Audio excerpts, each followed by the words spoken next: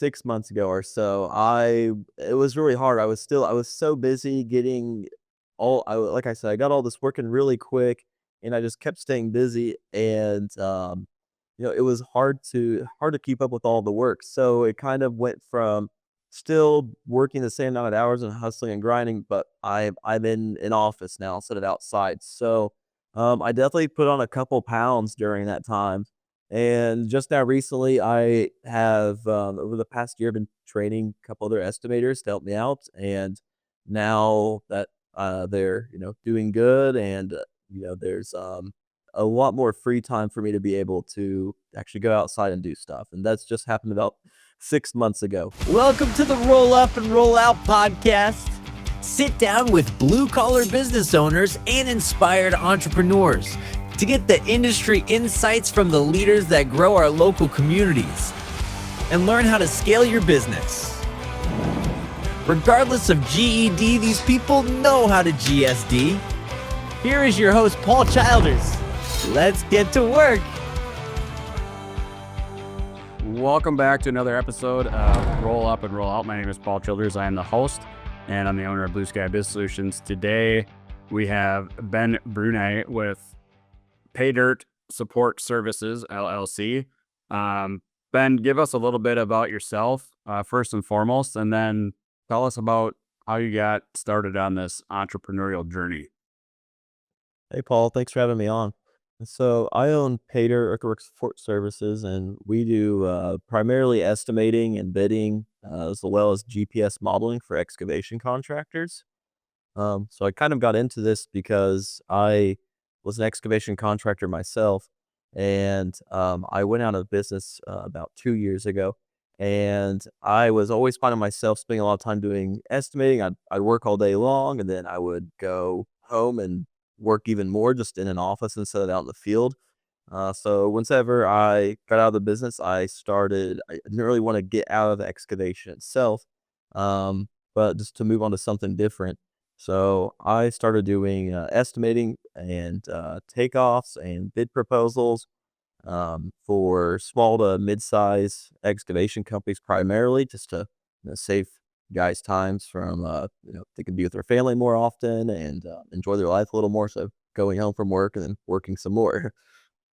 Yep. So Really since and that's kind of evolved into at first I was just doing takeoffs, which is just like quantity takeoffs.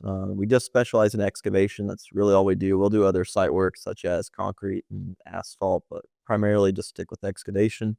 That's kind of evolved into doing complete proposals for people, for companies of all sizes now, and a lot of GPS modeling for machine controlled, or GPS controlled machinery, I should say, for excavators, dozers, scrapers. Gotcha. So, you said you were a contractor yourself. How long were you in that business for yourself? And, what, I guess, what did that journey look like when you were getting that up and kind of building on that versus this one that you're doing? Yeah, so I was a contractor for about 4 years myself, and I worked in the industry for years prior to that as well. Pretty much, I started like out of the back out of my Nissan Altima at the time, and I was just doing like I started how most excavation contractors start, which is landscaping for a lot of them. Then I quickly went into hardscaping, so paver patios and such. And then from there, I got more so just really strictly just doing hardscaping and utility installations. And then I started to do site work as well. And that was over, the course of several years there. So it took a while to build up, and really just kind of got too big for my britches at the time, and ceased doing that work, and got a lot smaller, and just completely got out of the actual installation side, but I wanted to still be, I guess, on the support side of things here. So can't really leave the industry. It's what I love to do. Yeah. Well, that's all right. I mean, you got something you enjoy doing, but sometimes it's being able to identify that the thing that you're currently doing isn't exactly what you want to be doing, and then finding a niche to fill in an industry that I think probably could use even more support services that are beneficial for them, right? Just because that's such a hustle and grind culture of if you don't work 80 hours a week, are you really working? Type of stuff. Yeah. To those guys where that causes a lot of burnout there's a lot of burnout in that industry. So when you started developing this software that you're doing, obviously part of your own experience was the burnout factor. Was that a big piece of why you decided that you wanted to start offering a service like this, or was there a little bit more to it on the as well? I mean, there's really, I knew once ever was going to, stop actually doing installations that I needed to do something else. And there wasn't really a whole lot of people that do a complete really the bid proposals. There's a lot of companies that will do takeoffs for you. There's nobody that's really like I should say there's nobody out there, but it's very hard to find quality work for takeoff proposals. A lot of it's very outsourced, and who you're talking to is probably not even looking at it or anything of that nature. And there's a lot that goes on these projects, so you have to be, accurate. You have to look through all these details and plans and everything. So it causes a lot of time for everybody. So whenever I started doing that, and find there's kind of a niche for somebody that could read through these documents and geotechnical reports and just read the civil drawings themselves. Um, it just was, it started to pick up really quickly whenever I started doing it, and, it was kind of just a shot in the dark really, because whenever I was ceasing operations of installing, I didn't really know what I was going to do, but I made a couple posts on some excavation groups on, Facebook, and, the next day I was just, like, overwhelmed with the amount of inquiries, and it really just became full-time on accident, to be honest with you, and it really has not slowed down at all, since then. That's actually kind of a cool thing that a lot of people, I don't know if they leverage sometimes social media stuff enough to go, I'm going to test this and see what happens, right? Like, so the fact that you had that kind of like interest obviously gave you an indicator that you were on the right path to be doing something that was unique, that was needed, and then just to finding a way out to like develop it. So having done the actual contracting yourself, like what would you say the biggest difference is going from that side of things, so being actually in the physical service side of things, to trying to develop a software company for it? Well, there's definitely pros and cons, I think. But I think one of the cons for myself personally is I love to be on the field and actually doing the work. I'm really not an office person. I've never really been an office person. So I try to do like job site visits with a lot of my clients that we do estimating for, and try to run machinery from time to time. Um, that's kind of a con. I guess the pro is though is, I don't have to worry about driving hours to go to job sites and not, being near home and, um, a lot of overhead also, especially as an excavation contractor. It can wear you out and just with all of the overhead and all this other stuff that's going on, project planning and, making sure you have enough guys on site. Is it gonna rain tomorrow? Do I have to work 18-hour days, today because it's gonna rain tomorrow? I have to get this done. Um, it's still definitely a hustle on this side, but I don't think it's quite as comparable to actually, being an excavation contractor on the field by any means. Yeah. Yeah, it's interesting, because most of the guys that I've chatted with and had, conversations with like this that are in that field, same thing, right? They like being active, they like being out there, they like doing the work. So, like, that's a little, I mean, obviously not a little shift. That's a pretty big shift to go from as an owner that's active in the business and like out walking, being a part of it, working with the equipment, to then probably spending most of your time on the computer with developers and, and selling the stuff too. So, how is that like? I know you go out in the field, but what are some other things that you found as a business owner to help you kind of stay connected with that aspect of life that you enjoyed, that being active, being outdoors, like type of stuff? Have you found that you've given yourself more time to just get out and be active, or has that kind of gotten constricted since you started more of a desk job? So that's a really good question, actually. So up until maybe like 6 months ago or so, it was really hard. I was so busy getting like I said, I got all this working really quick, and I just kept staying busy, and, it was hard to keep up with all the work. So it kind of went from still working the same amount of hours and hustling and grinding, but I'm in an office now instead of outside. So, I definitely put on a couple pounds during that time.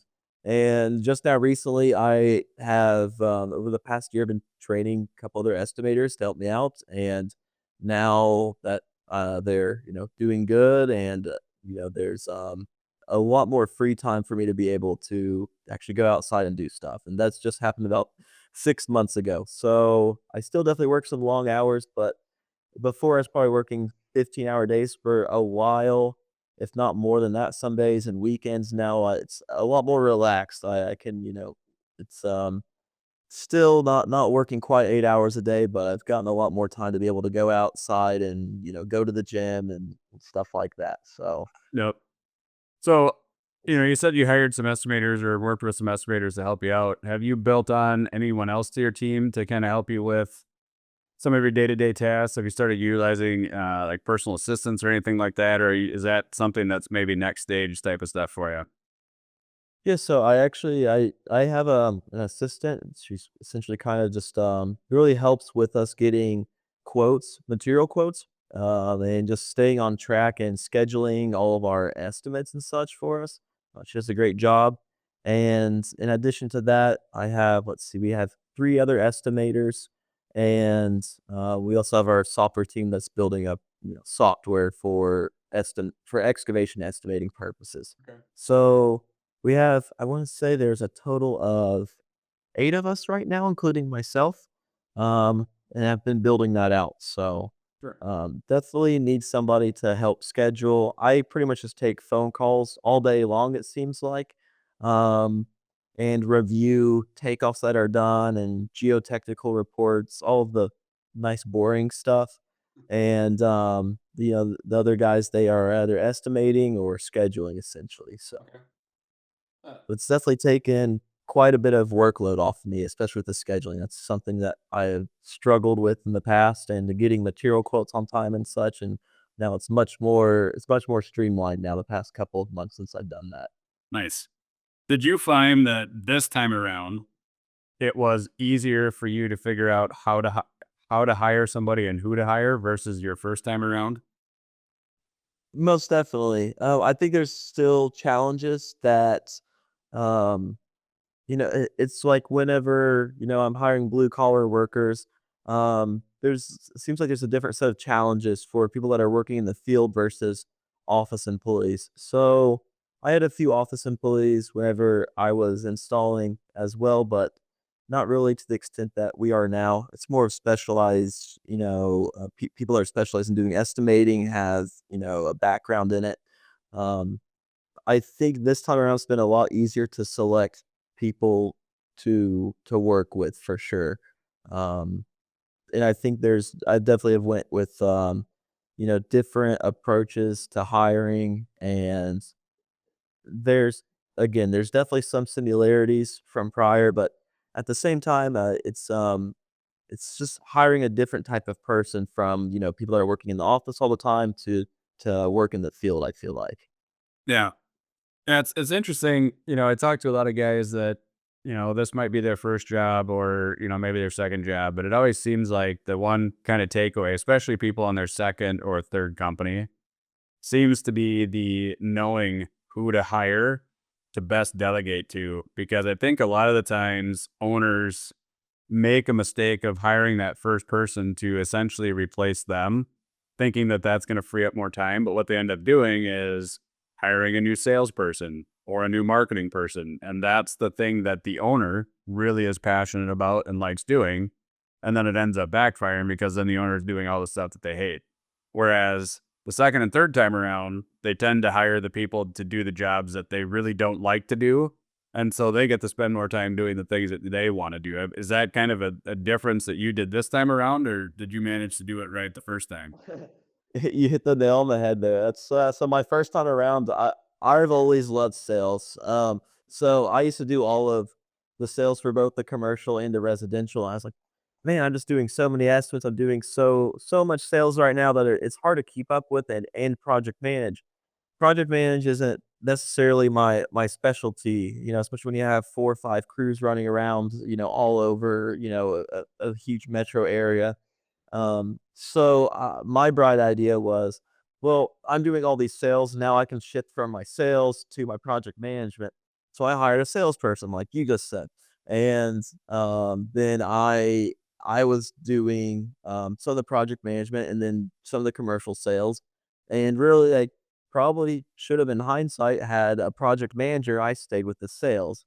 The sales weren't really slow, or they still were the same, but I just wasn't that great of a project manager, to be, quite honest with you on it. So this time around, that's kind of what I did. I have somebody that's, scheduling all these jobs and, saying, hey, did you get this out today? Is this one done today?